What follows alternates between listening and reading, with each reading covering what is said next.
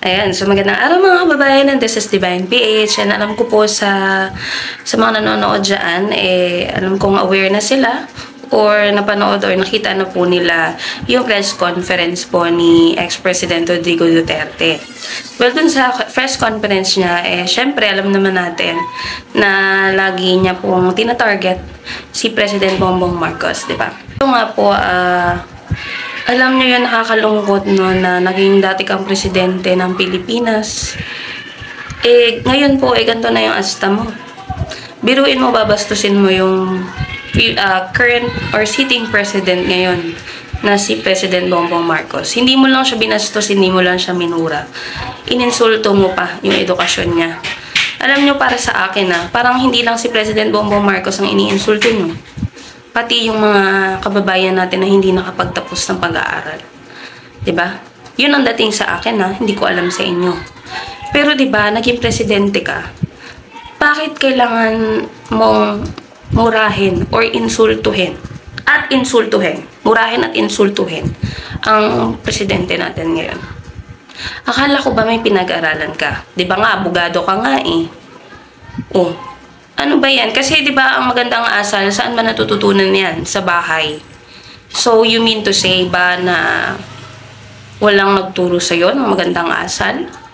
Kung hindi ka man naturuan sa bahay, sa eskwelahan ba, hindi tulog ka ba or absent ka ba pagka ang subject ay GMRC na? Kasi, tignan nyo, yung tatay ganyan, yung mga anak ganon din. Di ba? Puros mga nakagraduate, puros mga, kumbaga may degree, di ba? Puro may degree, tapos ganyan. Ganyan yung asal. Mas may pinag-aralan pa sa inyo yung hindi nakagraduate Di ba? Kung ganyan rin lang, mas pipiliin ko na lang maging kagaya ni President Bongbong Marcos na hindi nakatapos. Kesa naman yung katulad nyo na nakatapos nga, pero napaka uneducated, di ba? At saka, pwede ba, wag niyong nilalang yung second year college ni President Bongbong Marcos. Yung school or yung university na pinag-aralan niya po, hindi basta-basta ang nakakapasok. Para sa mga matatalino lang yun.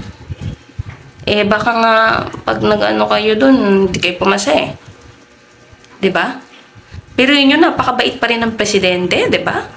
Na kahit na binabastos na, inumura na, iniinsulto na, nabalitaan nyo po ba na ipinagtanggol ni President Bongbong Marcos yung statement ni Inday Sara na no comment about sa West Philippine Sea? Grabe. Kayo naman tong mga to, inaabuso nyo yung kabaitan ng presidente. Ako naniniwala ako na yung mga taong tahimik, yung mga taong mapagtimpe, pag napuno yan, umanda na kayo. Yun, naniniwala ako dun. Kasi kahit ako ako nga hindi ka ano-ano ni PBBM, supporter ako, sumuporta ako sa kanya. Marinig kong nilalait nyo siya, inuinsulto nyo siya. Di maganda. Ayoko makita ng anak ko yan. Yung mga ganyang wordings. Mahirap na, baka ma-adapt. Kaya yung mga parents dyan, pag-ingatan nyo po na yung mga anak nyo ay hindi mabasa or mapanood yung mga press conference ni ex-President Duterte. Kasi baka ma-adapt ng mga kabataan. Diba? Kawawa naman yung mga batang makakapanood at makakakita. Diba? So magtataka yung mga yan.